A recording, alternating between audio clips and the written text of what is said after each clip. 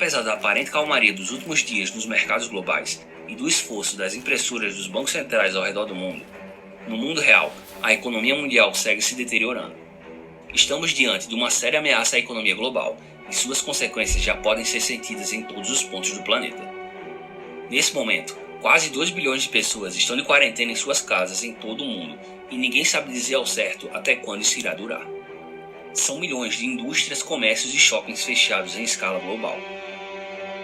Os bancos centrais passaram os últimos 12 anos inflando o que possivelmente é a maior bolha financeira da história. E o congelamento de praticamente toda a atividade econômica mundial não está servindo apenas como um alfinete para estourar essa bolha, mas sim como um martelo. As previsões de crescimento do PIB das maiores economias para 2020 são cada vez piores, e a cada semana de quarentena que se prolonga, piora um pouco mais. A quantidade de empresas e empregos ameaçados é aterradora.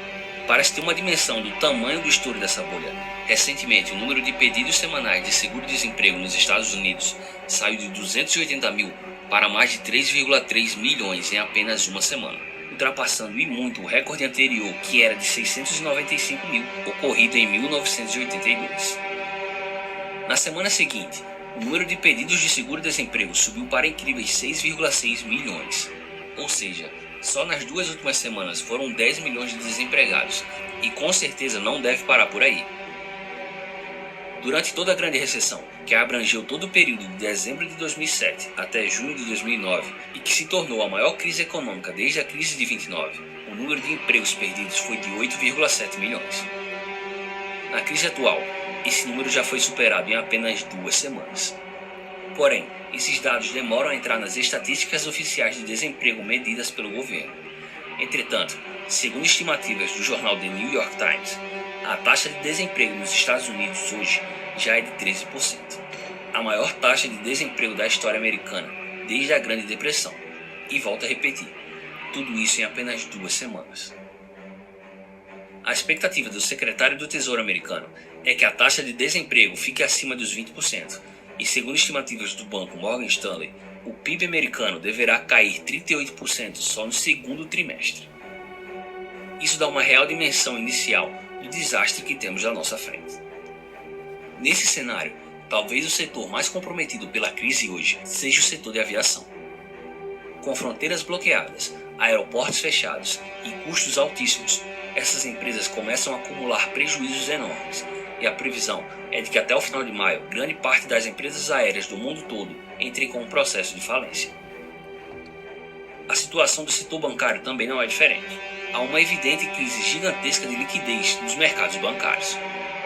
No Egito, os bancos limitaram a quantidade de dinheiro sacado por cada cidadão. Na Europa, os bancos cortaram essa semana o pagamento de dividendos aos seus acionistas. Nos Estados Unidos, pessoas estão sacando dinheiro em ritmo frenético, fazendo com que falte dinheiro nos caixas, o que está impossibilitando até mesmo transferências eletrônicas, chegando ao ponto de um órgão federal que assegura depósitos bancários, uma espécie de FGC americano, está fazendo anúncios em redes sociais para garantir a solidez do sistema bancário, mas que aos olhos dos cidadãos soa muito mais como um apelo para que as pessoas não saquem seu dinheiro dos bancos. Entretanto, essa busca desenfreada por liquidez não está se refletindo apenas no setor de aviação e no sistema bancário. A busca por liquidez está atingindo todos os mercados, desde o mercado acionário até o mercado spot de metais preciosos, o que até certo ponto é comum em momentos de crise. Porém, algo que não é comum e que vem chamando a atenção do mercado financeiro é a busca por liquidez nos mercados de títulos da dívida americana. Por ser considerado o mercado mais seguro do mundo financeiro, em momentos de crise, investidores fogem em direção aos títulos da dívida dos Estados Unidos, mas não foi bem isso que aconteceu desde o estouro da crise atual. Não é difícil achar reportagens com comentários de profissionais que trabalham há 20 ou 30 anos no mercado falando que nunca viu isso acontecer antes. Essa falta de liquidez global está gerando principalmente uma busca desesperada por dólares, já que 60% das reservas cambiais, 80% dos pagamentos globais e 100% das vendas de petróleo no mundo todo acontecem em dólar. O dólar é a moeda de reserva mundial e, por esse motivo, inúmeras dívidas que continuam sendo cobradas são cobradas em dólar. O principal meio de obtenção de dólares por outras economias acontece através do comércio internacional.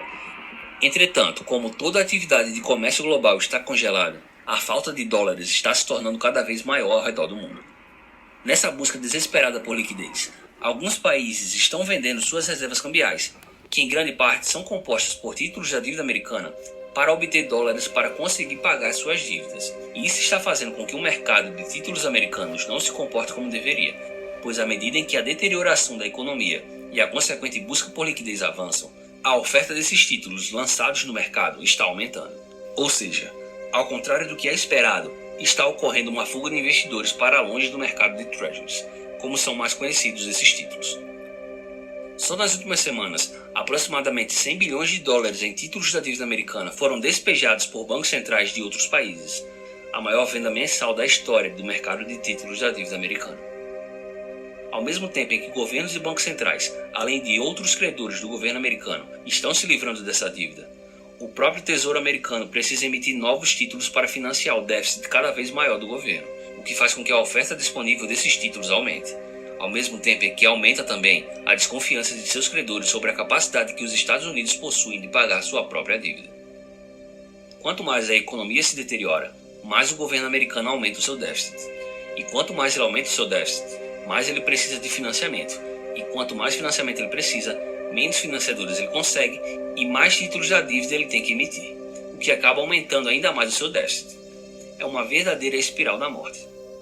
Todo esse excesso de oferta de treasuries está sendo absorvido pelo Federal Reserve e sua impressora mágica, que nos últimos dias tem trabalhado como nunca. O Fed, que hoje já é de longe o maior detentor dessa dívida com 3,2 trilhões de dólares, continua aumentando a quantidade de treasuries em seu balanço patrimonial e vem anunciando uma série de medidas sem precedentes para conter esse problema da liquidez global. No último dia 19 de março, o Fed anunciou a abertura de linhas de swap para 9 bancos centrais, incluindo o Banco Central Brasileiro, no valor de 450 bilhões de dólares. Já no dia 30 de março, o Fed ampliou o acesso a dólares a outras economias com um acordo de recompra para bancos centrais estrangeiros, ou seja, o Fed criou temporariamente um mercado Ripple para bancos centrais do mundo inteiro. Na prática, o Fed hoje está funcionando como uma espécie de banco central mundial, em que ele tem de fornecer liquidez não só para a sua própria economia, mas para as economias do mundo inteiro. Internamente, as medidas sem precedentes são ainda maiores. Após zerar sua taxa básica de juros no último dia 15 de março, no último dia 20, o Fed aumentou o limite das operações Ripple para até 1 trilhão de dólares por dia. Além disso, no dia 25, o Congresso americano aprovou um pacote de estímulos que pode chegar a um valor total de incríveis 6 trilhões de dólares, o maior pacote de estímulos da história. Dentro desse pacote estão medidas como enviar cheques com 1.200 dólares para todo cidadão americano que receber menos de 75 mil dólares por ano e mais 350 bilhões de dólares para pagamentos de salários de pequenas e médias empresas. Além disso, o Fed anunciou um programa gigantesco de compra de dívidas corporativas, ou seja, dívidas emitidas por empresas. E como se isso não fosse bastante, o Banco Central americano está cogitando seriamente em comprar ações diretamente na Bolsa de Valores. Mas tudo isso não foi o suficiente. Menos de uma semana após a aprovação desse gigantesco estímulo de 6 trilhões de dólares, já temos em tramitação mais um pacote de estímulo no Congresso americano. Somente neste mês de março, o Fed aumentou seu balanço patrimonial em aproximadamente 2 trilhões de dólares. E hoje, enquanto gravo esse vídeo, o balanço do Fed já está prestes a alcançar a inédita marca dos 6 trilhões de dólares. Esse é um caminho sem volta, e a tendência é que a quantidade de dinheiro sem lastro injetado pelo Fed nos próximos meses se intensifique ainda mais, o que levará o balanço do Fed para no mínimo 10 trilhões de dólares até o final deste ano, podendo alcançar valores ainda maiores. Como está ficando evidente, o Fed simplesmente abriu mão de qualquer senso de razoabilidade e foi para o tudo ou nada para impedir o colapso da economia americana, abrindo mão inclusive da sustentabilidade da sua moeda. Mas você pode me perguntar, por que o dólar estaria em risco se eles já fizeram isso antes em 2008 e deu certo? Por que agora seria diferente? Dessa vez é muito mais perigoso, porque além da proporção da injeção monetária ser bem maior do que a da última crise, o Fed não se limitará a injetar dinheiro somente no sistema financeiro, como ocorreu no período pós-quebra do Lehman Brothers. Dessa vez, o Fed irá injetar dinheiro diretamente na conta de cada empresa e de cada cidadão americano, como aliás já começou a fazer. Ou seja, o Fed dessa vez irá injetar papel moeda sem lastro diretamente na economia real. E a depender da contestada efetividade dessas medidas iniciais, é bem provável que ao perceber a falta de reação da economia, já que em momentos de instabilidade as pessoas tendem a entesourar todo o dinheiro que recebem, o Fed injeta quantias cada vez maiores de papel moeda sem lastro na economia real, até o ponto em que as pessoas comecem finalmente a gastar esse dinheiro. Mas não porque as condições econômicas melhoraram, mas sim porque elas querem se livrar o mais rápido possível desse papel sem valor. Quando chegarmos nesse ponto, parecerá que a economia está reagindo, mas não irá demorar muito para ficar evidente que o que está acontecendo de fato é que a inflação está saindo de controle. E a única arma que o Banco Central terá em mãos será um forte aperto monetário através de um aumento da taxa de juros. Agora imagina, quais seriam as consequências de um aumento de juros agressivo em uma economia combalida, em que seu PIB está despencando e a sua taxa de desemprego está explodindo? Seria o pior dos cenários. A China, que há tempos deixou de ser uma grande compradora de treasuries e que recentemente perdeu o posto de maior país credor da dívida americana para o Japão, ainda possui pouco mais de $1 trilhão em títulos da dívida americana e começa novamente a demonstrar preocupação com a sua reserva de treasuries. Desde a última crise, o governo chinês vem fazendo uma série de críticas ao modo como os Estados Unidos está conduzindo sua política monetária, e cada vez mais cresce a desconfiança de que a China pode a qualquer momento despejar todos esses títulos no mercado, o que acarretaria consequências terríveis.